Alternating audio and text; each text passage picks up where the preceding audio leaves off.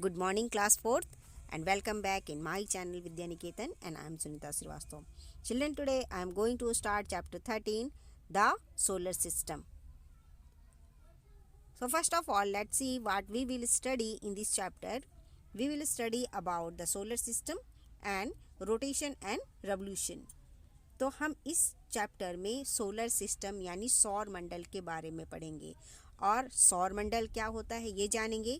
Rotation यानी घूर्णन क्या होता है और रेवोल्यूशन यानी परिक्रमण क्या होता है, इनके बारे में हम पढ़ेंगे।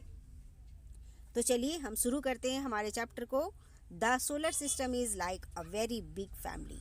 It consist of the sun, moons, planets etcetera. The planet move around the sun. तो जो सोलर सिस्टम है, जो हमारा सौर मंडल है, इसे ये एक बहुत बड़े परिवार की तरह है और इसे हम सौर परिवार भी कहते हैं। जैसे हमारा परिवार होता है ना, तो हमारे परिवार में जो सबसे बड़े होते हैं वो कौन होते हैं? हमारे दादाजी होते हैं और हम सब उनके आसपास होते हैं। तो ठीक इसी तरह से हमारा सोलर सिस्टम भी है। जो सन है वो बहुत बड़ा होता है और वो कहलाता है इस सोलर सिस्टम का हेड। तो जो ये हमारा सोलर सिस्टम है उसके बारे में हम पढ़ेंगे।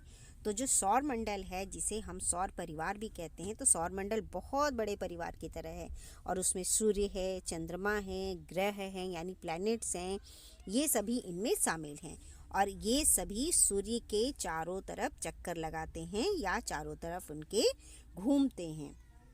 Nikhil wants to be a space scientist. Nikhil एक बच्चा है जो कि स्पेस साइंटिस्ट बनना चाहता है.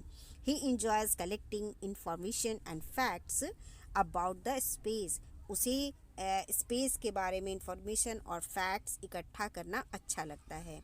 Help Nikhil put the planet in the correct order. यहाँ पे देखिए ये प्लैनेट हैं बट ये सीक्वेंस में नहीं है, तो आप इन्हें सीक्वेंस में लगाइए. ये देखिए यहाँ पर आपकी बुक में आंसर भी है, तो उसके अकॉर्डिंग आप इन्हें सीक्वेंस में लगाइए और निखिल की हेल्प कीजिए. और मैं बढ़ती हूँ आगे. यहाँ देखिए द सोलर सिस्टम यानी कि सौर मंडल या सूर्य का परिवार. The sun, the 8 planets, their moons and the dwarf planets form the solar system. The 8 planets that revolve around the sun in the order of increasing distance from the sun are Mercury, Venus, Earth, Mars, Jupiter, Saturn, Uranus and Neptune. तो यहाँ पे देखिए ये हमारा है सौर मंडल. सूर्य, 8 ग्रह, उनके चंद्रमा और जो बौने ग्रह हैं, ये सभी मिलकर सौर मंडल का निर्माण करते हैं. ये जो 8 ग्रह हैं ये सूर्य की परिक्रमा करते हैं, अर्थात सूर्य के चारों तरफ चक्कर लगाते हैं और ये सूर्य से बढ़ती हुई दूरी के क्रम में हैं. सूर्य से लगातार ये बढ़ती हुई दूरी बनाते हुए एक दूसरे के पीछे ये क्रमबद्ध घूमते रहते हैं अपने अक्ष पर, अपने एक्सिस पर. जो इनका एक फिक्स्ड पाथ होता है जिसे हम एक्सिस कहते हैं, उन पर ये घूमते रहते हैं और यही कारण है कि ये सभी जो ग्रह हैं चक्कर लगाते हैं पर कभी भी एक दूसरे से नहीं टकराते. क्यों? क्योंकि ये अपने एक फिक्स्ड पाथ पर, अपनी ऑर्बिट पर ये चक्कर लगाते हैं. और ये सबसे बड़ी बात है कि ये सूर्य से क्रमबद्ध दूरी पर हैं. जैसे ये यहाँ है सूर्य से थोड़ी दूरी पर, तो ये दूरी निश्चित है इनकी और यहीं पर ये घूमते रहते हैं. ओके, तो सूर्य से बढ़ती दूरी के क्रम में ये सबसे पहला है मरकरी, नेक्स्ट है वीनस, उसके बाद है अर्थ, उसके बाद मार्स, जुपिटर, फिर सैटर्न, फिर यूरेनस और सबसे आखिर में हमारा नेपच्यून है. ओके, तो यहाँ पर ये सभी प्लैनेट्स हैं और इन सभी प्लैनेट्स के जो नेम हैं उनको आपने बिल्कुल उसी तरह सीक्वेंस में ही याद करना है. जैसे हम सबसे पहले मरकरी, वीनस, अर्थ, मार्स, जुपिटर, सैटर्न, यूरेनस और नेपच्यून, इसी तरह से हमने याद करना है और 8 प्लैनेट को ठीक इसी तरह से हमें बनाना भी है, ड्रॉ भी करनी है आपको इसको और इन सब के नाम लिखने हैं. तो इसका बड़ा ही एक आसान तरीका है इन सभी प्लैनेट्स के नेम को याद करने का. जैसे my very educated mother just serves us nuts। तो यहाँ पे देखिए माई से हो गया Mercury, V for Venus, E for Earth. तो क्या क्या हो गया, मरकरी, वीनस, अर्थ। यहाँ हो जाएगा मार्स, यहाँ हो जाएगा J for Jupiter, S four यहाँ पे सर्व का एस फोर हो जाएगा सैटर्न, यू फोर यहाँ पे यूरेनस और एन फोर यहाँ पे हो जाएगा नेपच्यून। तो अगर आप इसे याद कर लेंगे तो आप बिल्कुल अच्छी तरह से 8 प्लैनेट्स के नाम को याद कर लेंगे। My very educated mother just serve us nuts, okay, या नूडल्स भी लिख सकते हैं हम। तो इस तरह से अगर आप इसे याद कर लेंगे तो आप इन 8 प्लैनेट्स के नाम बहुत जल्दी से याद कर लेंगे। ओके, चलिए आगे बढ़ते हैं हम। और यहाँ देखिए यहाँ क्या लिखा है, यहाँ लिखा है फैक्ट फाइल में, the sun is about 150 million kilometres away from the Earth. The surface of the sun is very hot, about 6000 degree Celsius. तो यहाँ पे लिखा है कि सूर्य पृथ्वी से लगभग 150 मिलियन किलोमीटर दूर है और जो सूर्य की सतह है ये बहुत ज़्यादा गर्म है, ये लगभग 6000 डिग्री सेल्सियस तक ये गर्म है, ऐसा यहाँ पर लिखा हुआ है। ओके, चलिए आगे बढ़ेंगे और अब हम पढ़ेंगे यहाँ पर सन के बारे में। सबसे पहले sun, the sun is huge ball of fire that give us heat and light and is at the centre of our solar system. तो सूर्य क्या है, हम सभी जानते हैं सूर्य क्या है, एक बहुत बड़ा ह्यूज बॉल है फायर का, आग का एक बहुत ही बड़ा ये गोला है जो कि हमें गर्मी और प्रकाश देता है और हमारे सौर मंडल के सेंटर में है, यानी हमारे सोलर सिस्टम के सेंटर में, बीच में, केंद्र में है। नेक्स्ट हम पढ़ेंगे मरकरी के बारे में, जिसे हम बुध भी कहते हैं। ठीक है, तो Mercury it is the closest planet to the sun and also the smallest planet in the solar system. तो जो मरकरी है ये सबसे छोटा प्लैनेट है, हमारे सोलर सिस्टम का सबसे छोटा प्लैनेट है और इसे हम बुध भी कहते हैं। ये सूर्य का सबसे निकट का ग्रह है, सूर्य के बाद सबसे पहला ग्रह यही है और ये सौर मंडल का सबसे छोटा ग्रह भी है। चलिए नेक्स्ट प्लैनेट है हमारा Venus. It is the second planet in the solar system and is the hottest planet of all. तो वीनस को हम शुक्र ग्रह भी कहते हैं और ये सौर मंडल का दूसरा ग्रह है और सभी ग्रहों में ये सबसे ज़्यादा गर्म है, ये सबसे ज़्यादा हॉटेस्ट प्लैनेट है। चलिए हम नेक्स्ट प्लैनेट पढ़ेंगे अर्थ। अर्थ जिस पे हम रहते हैं, तो अर्थ आप बहुत अच्छे से अर्थ को समझते भी हैं। तो चलिए अर्थ के बारे में हम पढ़ेंगे यहाँ पे। It is the third planet in the solar system. It is also called the blue planet because about 70% of its surface is covered with water. It appears blue when seen from the space. It is the only planet where life is known to be exist. पृथ्वी, यह सौर मंडल का तीसरा ग्रह है और इसे हम नीला ग्रह भी कहते हैं। तो ये क्वेश्चन भी आपके पेपर में आ सकता है कि पृथ्वी को हम नीला ग्रह क्यों कहते हैं। तो क्यों कहते हैं, because almost 70% of its surface is covered with water. So the earth is called blue planet. तो जो हमारी ये पृथ्वी है ये सौरमंडल का तीसरा ग्रह है और इसे हम नीला ग्रह भी कहते हैं क्योंकि इसकी सतह का लगभग 70% यानी 70% भाग पानी से ढका हुआ है और अगर हम अंतरिक्ष से इसे देखते हैं तो ये नीला दिखाई देता है। ठीक है, इसीलिए इसे हम नीला ग्रह कहते हैं। एकमात्र यही ऐसा ग्रह है जहाँ जीवन मौजूद है, यहाँ यानी जहाँ पे लाइफ पॉसिबल है या लाइफ एग्जिस्ट है। नेक्स्ट हम पढ़ेंगे मार्स के बारे में। इसे हम मंगल ग्रह भी कहते हैं। It is the fourth planet. It is also called the red planet because the soil and rocks on this planet are red. It is the only planet that is similar to Earth, and scientists believe that it is the only planet besides Earth where life may exist. तो Mars यानी कि मंगल ये चौथा ग्रह है और इसे हम लाल ग्रह भी कहते हैं, क्योंकि इस ग्रह की जो मिट्टी है और जो यहाँ की चट्टानें हैं वो लाल रंग की हैं। यही एकमात्र ऐसा ग्रह है जो कि पृथ्वी की तरह दिखाई देता है और वैज्ञानिकों का मानना है कि पृथ्वी के अलावा यही एकमात्र ऐसा ग्रह है जहाँ जीवन हो। यानी अभी तक पता नहीं चला है, लेकिन वैज्ञानिकों का मानना है कि पृथ्वी के अलावा यही एक ऐसा ग्रह है जहाँ की जीवन हो सकता है। ओके, अब चलिए हम देखते हैं कि यहाँ फैक्ट वाइज में क्या लिखा है। यहाँ फैक्ट वाइज में है,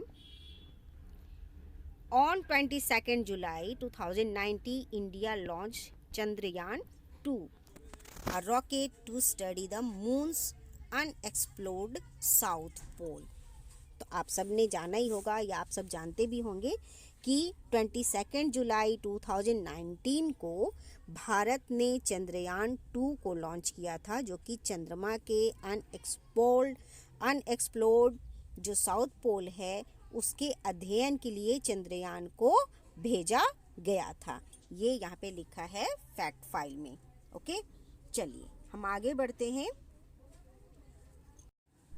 चलिए हम नेक्स्ट प्लैनेट की तरफ बढ़ते हैं और नेक्स्ट प्लैनेट है हमारा Jupiter. It is the fifth and the largest planet in the solar system. Jupiter spins very fast, pulling the cloud surrounding it to form a striped pattern. This is why we see a striped pattern on Jupiter when we look carefully. Jupiter यानी कि बृहस्पति, यानी बृहस्पति जो है ये सौर मंडल का 5वां सबसे बड़ा ग्रह है।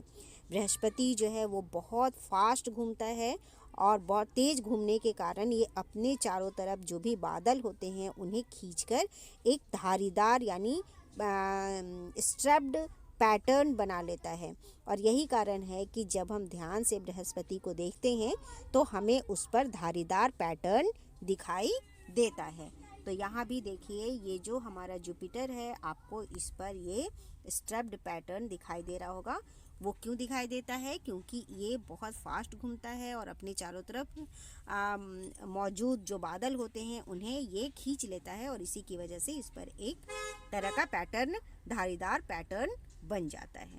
ओके, चलिए अगले ग्रह की तरफ हम बढ़ते हैं और नेक्स्ट है हमारा सैटर्न यानी Shani. It is known as the planet with rings because appears to have several rings around its middle. Saturn यानी इसे हम शनि ग्रह भी कहते हैं और इसे रिंग या वलय वाले ग्रह के रूप में हम जानते हैं, या इसे वलय वाले ग्रह के नाम से जाना जाता है क्योंकि इसके बीच में कई वलय या रिंग हमें दिखाई देते हैं। तो आइए हम देखते हैं यहाँ सैटर्न को, और आप देखिए ये इसकी पहचान है कि इसके मिडल में ये रिंग दिखाई देता है। ठीक है, इसलिए इसे हम रिंग वाला प्लैनेट भी कहते हैं। तो याद रखिएगा जो जुपिटर है उस पर स्ट्रप्ड पैटर्न दिखाई देता है और जो सैटर्न है उनमें रिंग दिखाई देता है। ओके, चलिए आगे बढ़ते हैं हम और नेक्स्ट है हमारा Uranus and Neptune.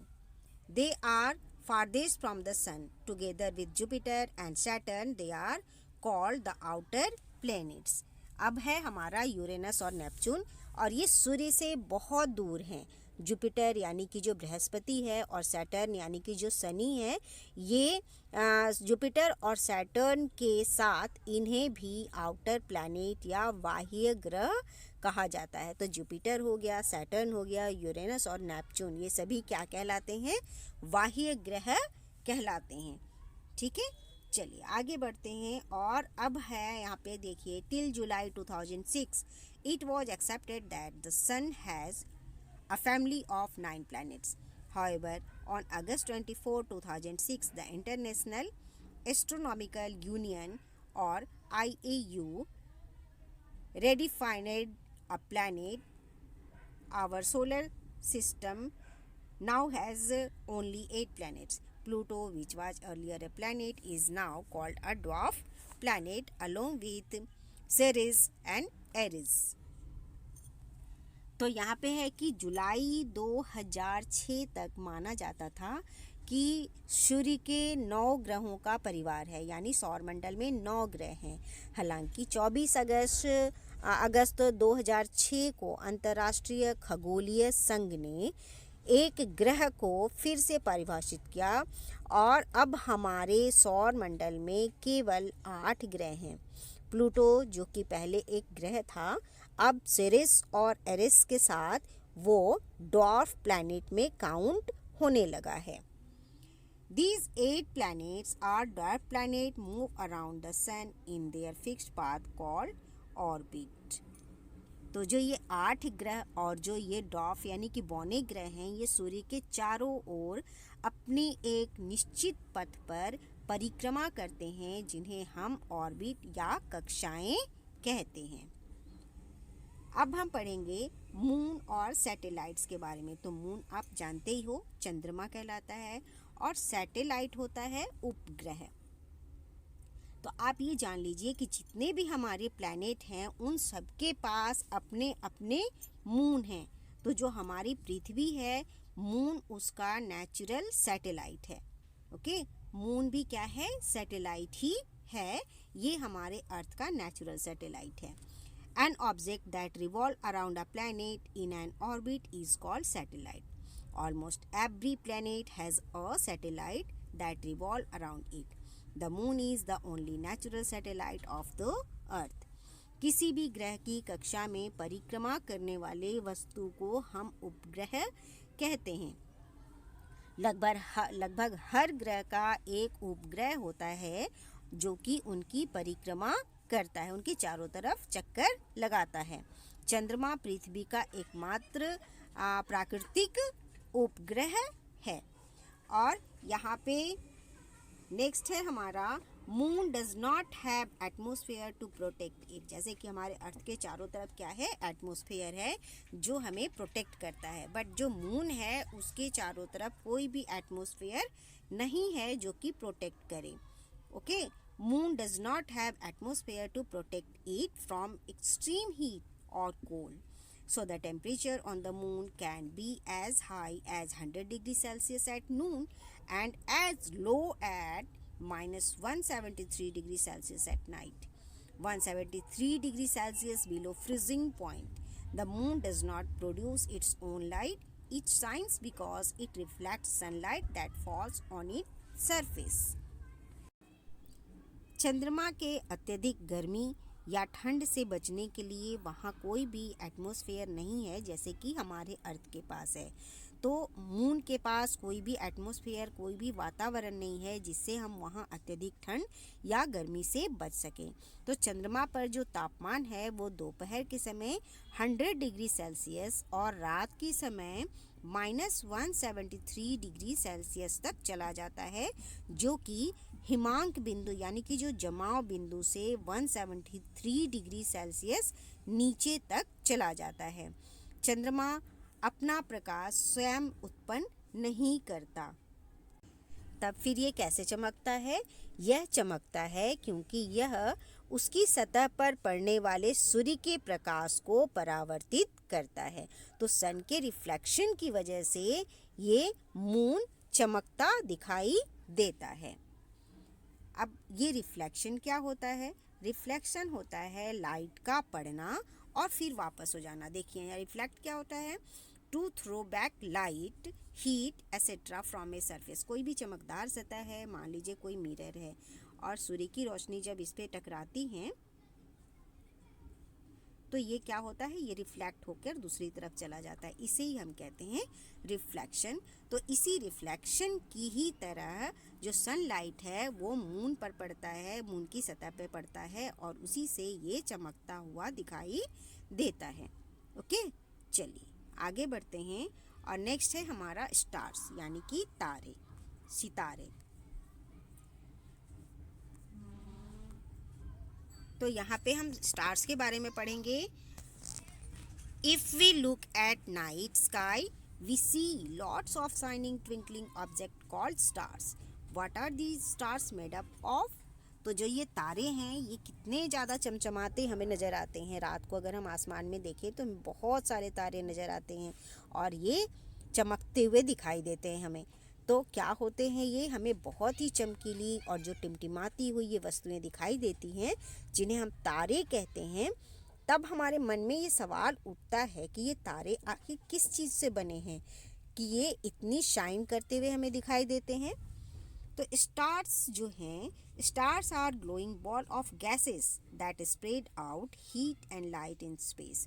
They are actually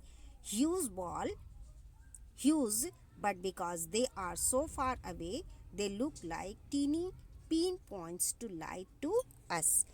अब ये जो तारे हैं ये हमसे बहुत बहुत बहुत ज़्यादा दूर हैं और ये तारे गैसों के चमकते हुए गोले हैं जो कि अंतरिक्ष में गर्मी व प्रकाश फैलाते हैं। वास्तव में विशाल हैं, बहुत बड़े हैं ये, लेकिन क्योंकि ये बहुत दूर हैं वे हमें प्रकाश के छोटे छोटे बिंदुओं की तरह दिखाई देते हैं। ओके, चलिए नेक्स्ट है हमारा कॉन्स्टिलेशन, या जिसे हम कहते हैं तारा मंडल। You have already read that group of stars that seems to form specific pattern are called constellation. Some constellations that are easily visible are Ursa Major, the Great Bear, Scorpio या Scorpion and Orion the Hunter. तो हम पढ़ेंगे अब constellation के बारे में, यानी तारामंडल के बारे में। तो आप पहले ही पढ़ चुके हैं कि तारों के समूह जो कि स्पेसिफिक पैटर्न या विशिष्ट प्रतिरूप बनाते हैं, तो इन्हें ही हम कहते हैं तारामंडल या कॉन्स्टिलेशन, या नक्षत्र भी हम इन्हें ही कहते हैं। तो कुछ जो नक्षत्र हैं जो हमें आसानी से दिखाई देते हैं आसमान में, वे हैं उर्सा मेजर जो कि यहाँ पे हैं और जिसे हम सप्तर्षि भी कहते हैं। ओके, तो ये हमें आसानी से आसमान में दिखाई देते हैं। इनका नाम है उर्सा मेजर और इसे हम द ग्रेट बियर भी कहते हैं। इसके अलावा जो कॉन्स्टिलेशन हमें दिखाई देता है वो है वृश्चिक या स्कॉर्पियो, और ओरियन भी हमें दिखाई देता है। तो यहाँ पे देखिए ये है ओरियन, ये भी हमें आसानी से दिखाई देता है और इसे हम द हंटर भी कहते हैं। ओके, चलिए ये उर्सा मेजर है और ये ओरियन है। तो ये क्या है, ये है तारामंडल या जिसे हम कॉन्स्टिलेशन कहते हैं, group of stars. Constellation collectively form galaxies while a million galaxies together make up the universe. The Milky Way is one such galaxy of which our solar system is a part.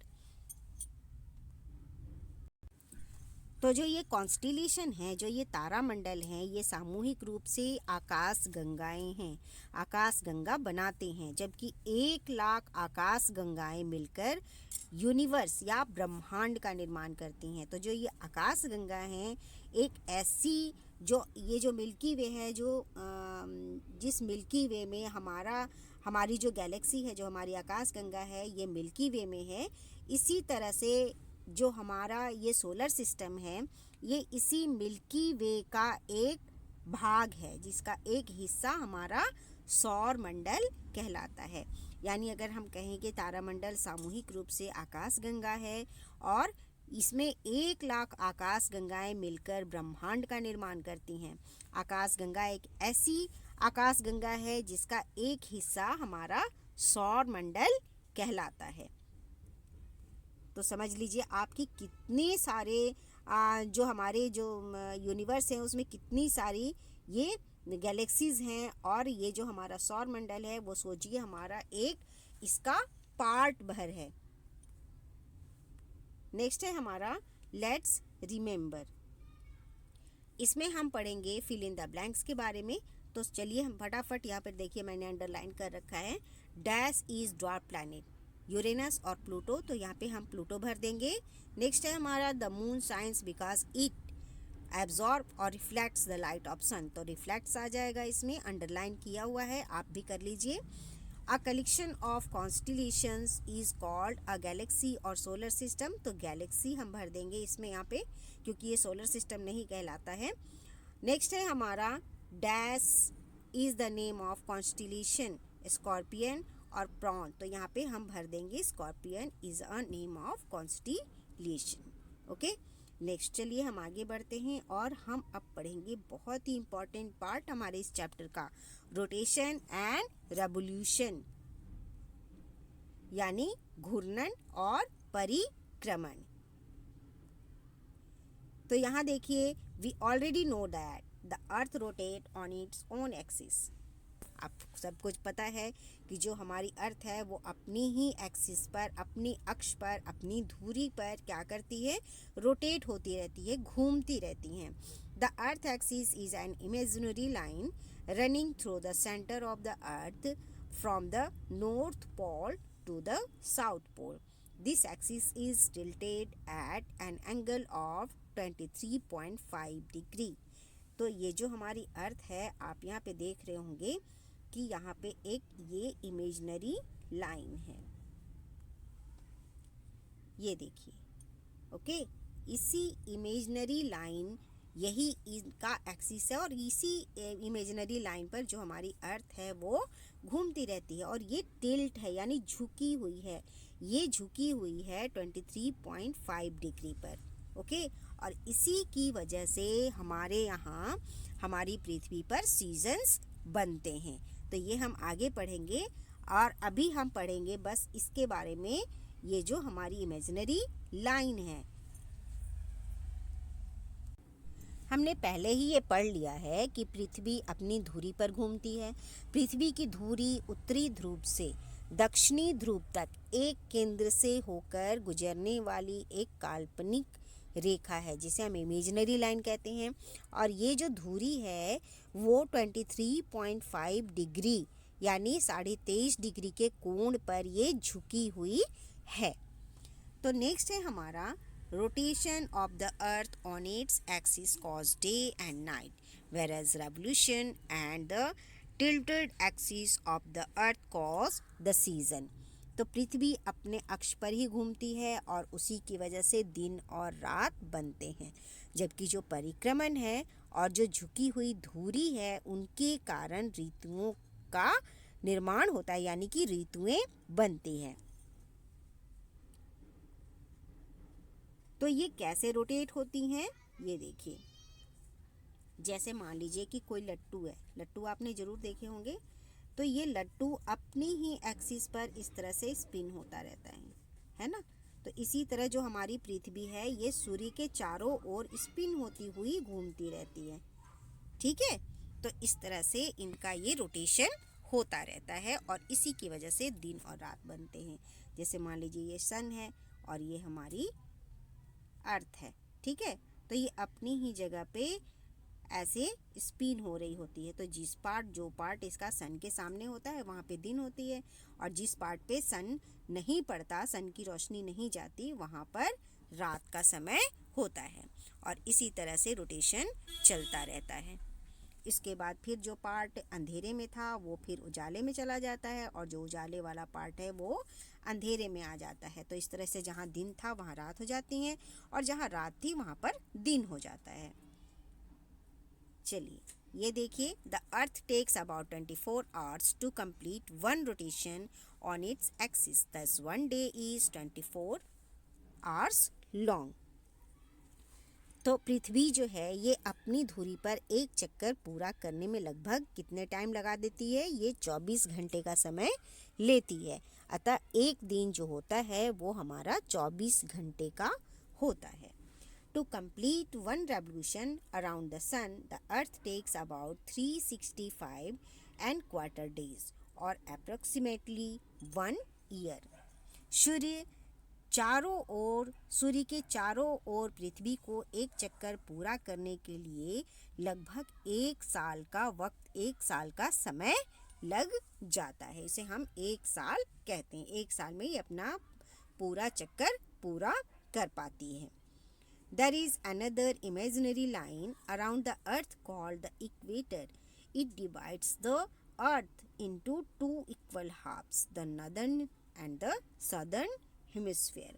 तो आपने एक जो imaginary line के बारे में यहाँ पर पढ़ा था इसके बाद अब ये है दूसरी इमेजिनरी लाइन और इसे हम कहते हैं इक्वेटर। ओके, और इस वाले को हमने क्या कहा था, एक्सिस। ओके, और इसको हम क्या कहेंगे, इक्वेटर। तो याद रखिएगा आप, जो इक्वेटर होता है वो हमारी अर्थ को 2 इक्वल हाफ्स में बांटता है।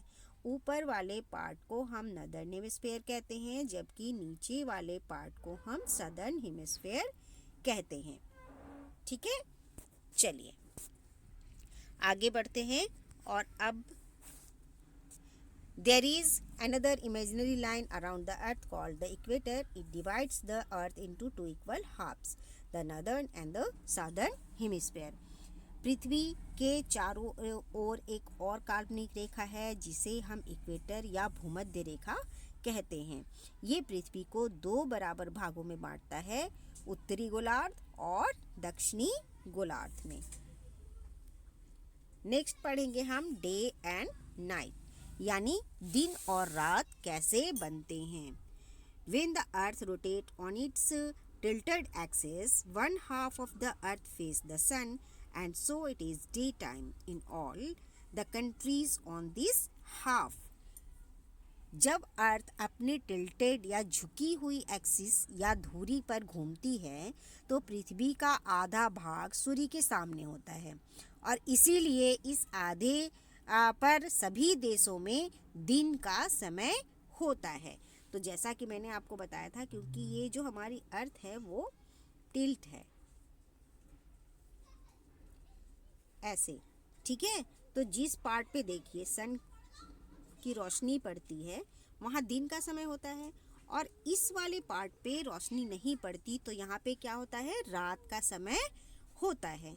ओके, फिर जब ये स्पिन होती हुई, ये घूमती हुई जो अंधेरे में पार्ट था वो फिर उजाले में आ जाता है और जो उजाले वाला पार्ट है वो अंधेरे में चला जाता है और ये क्रम चलता रहता है और इसी तरह से दिन और रात बनते रहते हैं। At the same time the countries, तो जिस पार्ट पे रोशनी होती है, जो पार्ट सन को फेस करता है, जो पार्ट सन को फेस करता है हमारा, वहाँ पर क्या होता है, उस जगह पे जो भी कंट्रीज़ होते हैं वहाँ उन लोगों के पास दिन का समय होता है और जो इनके बैक में होते हैं, जहाँ सनलाइट नहीं पहुँच पाती है, जहाँ अंधेरा होता है, तो वहाँ जो भी कंट्रीज़ होते हैं उस पार्ट में वहाँ पर रात का समय होता है। At the same time, the countries on the other half of the earth which are away from the sun are in darkness and so have night time. साथ ही पृथ्वी के दूसरे आधे भाग जो कि सूर्य से दूर होते हैं, जहाँ की अंधेरा होता है और वहाँ पर जो सूर्य की रोशनी है वो नहीं पहुँच पाती, तो वहाँ पर रात का समय होता है। This is the reason why it is night time in America when it is day time here in India. और यही कारण है कि जब अमेरिका में रात का समय होता है तब भारत में उस समय दिन का समय होता है। ये देखिए यहाँ पर आपको अच्छे से दिखाई दे रहा होगा कि यहाँ जो देखिए यहाँ पे जो भी पार्ट सनलाइट को फेस कर रहा है तो वहाँ जो भी कंट्रीज़ हैं वहाँ दिन का समय होगा और ठीक इनके अपोजिट जो भी इस बैक वाले पार्ट में है जहाँ पे डार्कनेस है वहाँ पर जो भी कंट्रीज़ होंगे वहाँ पर रात का समय होगा। तो यही कारण है कि इंडिया में जब दिन का समय होता है, अमेरिका में वो नाइट टाइम होता है और जब अमेरिका में दिन का समय होता है तब हमारे यहाँ नाइट टाइम होता है। ओके, तो ये है हमारा डे और नाइट। चलिए आगे बढ़ते हैं और अब हम यहाँ पे एक एक्टिविटी है उसे हम देखते हैं। Aim to show how day and night cause. तो इस तरह से आप घर पे भी करके देख सकते हैं। क्या है मेथड, हमें एक ग्लोब चाहिए और एक टॉर्च चाहिए। In a darkness room place the globe on a table. एक टेबल पर आप ग्लोब को रख लें। Switch on the torch in front of it, और उसके ऊपर सूर्य जो आपके पास जो टॉर्च है उससे रोशनी डालें। Now slowly rotate the globe till the part that was in front is now at the back. और इस तरह से जब आप इसको घुमाकर आप देखेंगे तो आप क्या देखेंगे, जिस पार्ट पे रोशनी थी वो धीरे धीरे जब आप रोटेट करेंगे तो वो पार्ट डार्कनेस में चली जाएगी, और जो पार्ट डार्क में था वो अब सन के लाइट के सामने या टॉर्च के सामने आ जाता है। तो इस तरह से डे और नाइट इसी तरह से बनते हैं। ऑब्जर्वेशन में क्या है, in the first case the part of the globe that faces the torch is lighted, whereas the other half is in darkness. After you rotate the globe, the half that was facing the torch goes into the darkness, whereas the darker side comes into light. तो जब आप ये करेंगे तो अपने आप समझ जाएंगे कि कैसे दिन और रात बनते हैं। कंक्लूजन में क्या है कि this show how day and night are caused by the rotation of the Earth. Next हम पढ़ेंगे सीजन के बारे में, यानी ऋतुओं के बारे में, यानी मौसम के बारे में।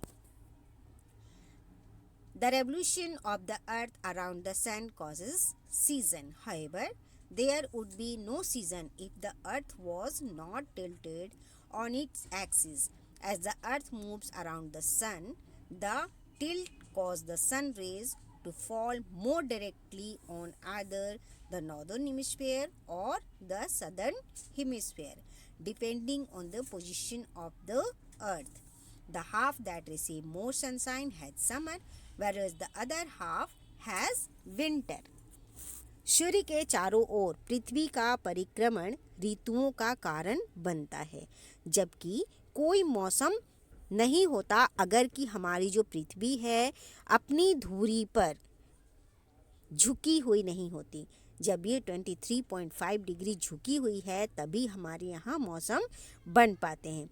जैसे जैसे पृथ्वी सूर्य के चारों ओर घूमती है, झुकाव के कारण सूर्य की किरणें पृथ्वी की स्थिति के आधार पर सादर्न या नॉर्दर्न हेमिस्फीयर पर पड़ता है, और अधिक धूप प्राप्त करने वाले जो आधा भाग है वहाँ पे समर सीज़न होता है, जबकि जो अनदर हाफ पार्ट जो होता है या अन्य आधा हिस्सा जो होता है जहाँ की सूर्य की रोशनी नहीं पहुँच पाती है वहाँ सर्दी का मौसम होता है।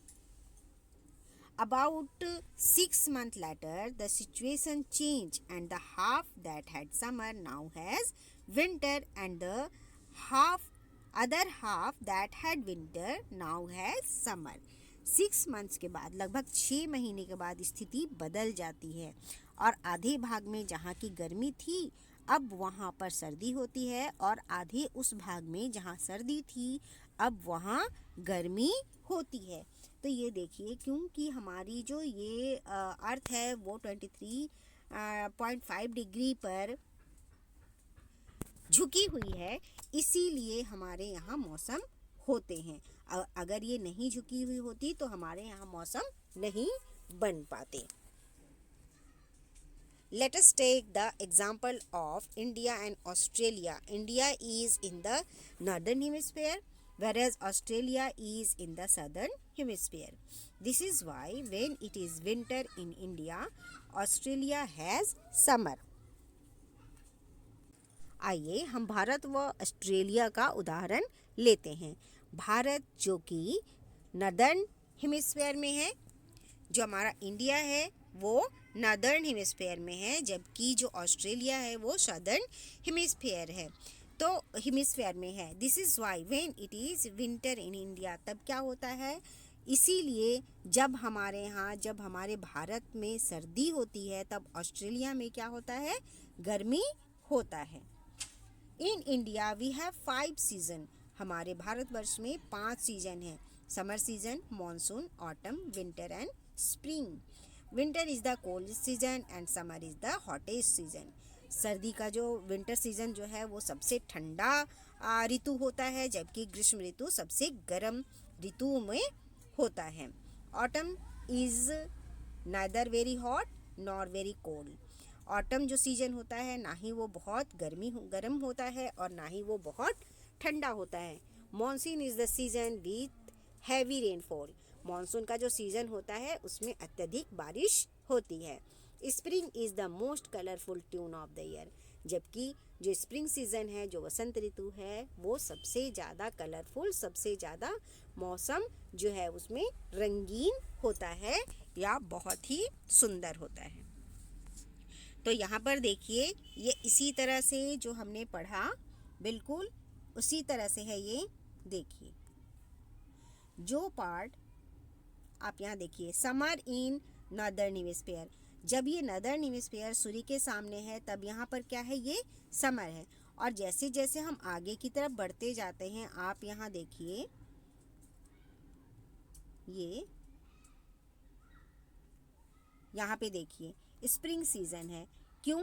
क्योंकि यहाँ पर इक्वल जो लाइट है सन की वो यहाँ पे पड़ रही है। तो यहाँ पे देखिए ऑटम में भी ना तो सर्दी होती है ज़्यादा और ना ही गर्मी, इसी तरह स्प्रिंग में भी ना सर्दी अधिक होती है ना ही गर्मी, क्योंकि इन दोनों जगहों पे आप देख सकते हैं कि जो सन की लाइट है वो बराबर की पड़ रही होती है। इधर आप नेक्स्ट पार्ट में देख सकते हैं कि जहाँ पे ये नदर्न पार्ट जो कि सन के सामने था, अब यहाँ पे ये कहाँ चला गया, पीछे की तरफ। देखिए यहाँ चला गया विंटर इन नदर्न हेमिस्फीयर। अब ये नदर्न हेमिस्फीयर जो है वो सन से दूर हो जाता है और यहाँ पर अब विंटर का मौसम हो जाता है। और जो पार्ट इसका पहले यहाँ देखिए डार्क में था और सन से दूर था, अब उस पार्ट पे यहाँ सन, वो पार्ट अब यहाँ पर सन को फेस कर रहा है और वहाँ पर अब समर सीजन होगा। तो इस तरह से ये साइकिल चलती रहती है। तो यहाँ पे देखिए ये चैप्टर हमारा यहाँ पे ख़त्म होता है और यहाँ पे देखिए कुछ कीवर्ड्स हैं जिन्हें आप लर्न कर लीजिए। Solar system, the sun, the 8 planets, their moons and dwarf planets form the solar system. Next है हमारा orbit, the fixed part in which planets revolve around the sun is called orbit. Satellite, an object that revolves around a planet in an orbit is called a satellite. Axis, an imaginary line running through the center of the earth from the north pole to the south pole at an angle of 23.5 degree is called an axis. Equator, an imaginary line that divides the earth into two equal halves, the northern hemisphere and the southern hemisphere is called equator. तो ये सारी बातें हमने अपने chapter में पढ़े थे। तो ये आपको डेफिनेशन इनके लिखने को आ सकते हैं, तो आप इसे नोट करें और इसे लर्न करें, ये आपके लिए बहुत ही इम्पॉर्टेंट है। ओके, चलिए अब हम करेंगे इनकी बैक एक्सरसाइज और इनके क्वेश्चन आंसर अगले वीडियो में। तब तक आप एक बार दोबारा से इस चैप्टर को पढ़ें और समझें। आप अपना ध्यान रखें और अपनी पढ़ाई जारी रखें। आपका दिन शुभ हो, मंगलमय हो। इसी शुभकामना के साथ मैं मिलती हूँ आपसे अब अगले वीडियो में। Thank you and bye.